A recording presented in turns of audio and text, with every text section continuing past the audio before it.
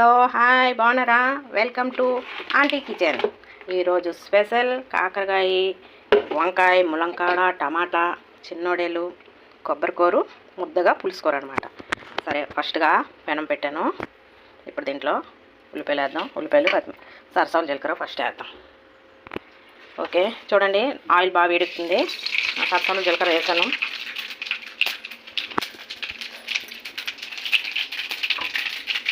ఇప్పుడు ఉల్లిపాయలు మెత్తలు వేద్దాం.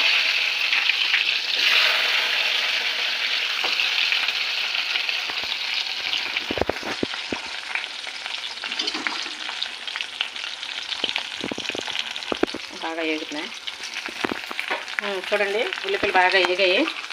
కాకరకాయలు, వంకాయలు, ముల్లమకాడ, టమాటా అది బాగా కగ్గాయి. ఇప్పుడు సాల్టు,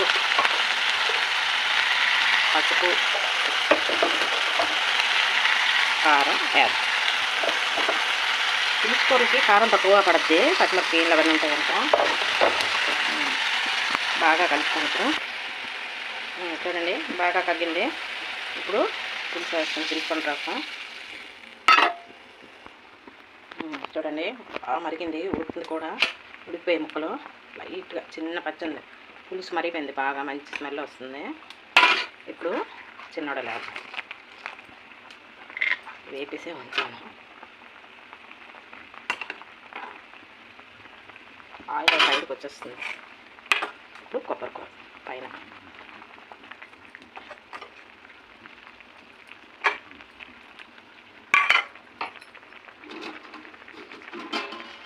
కొంచెం బెల్లం చూసారా.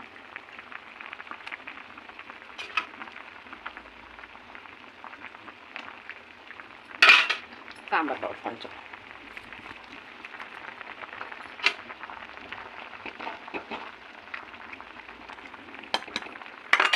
ఇది అలా సిమ్లోని 2 నిమిషాలు వేస్తే అప్పుడు అయిపోతుంది. ఓకే చూద్దాం కూర ఎంతవరకు వచ్చిందో. వావ్ ఉడికిపోయింది.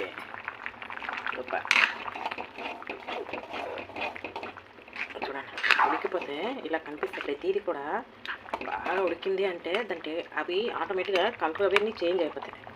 చూసారా ఆయిల్ అది ఎలా వస్తుంది. కాకరకాయ ముక్క కూడా చూడండి ఎంత బాగా ఉడికిపోయింది. ములంకాయలు అన్నీ ఉడికాయి. అయిపోయిందండి ముద్దగా. పులుసుకోర కదా అని పలుచగా ఉండకూడదు, ఇలా ఉంటేనే బాగుంటుంది. దీనికి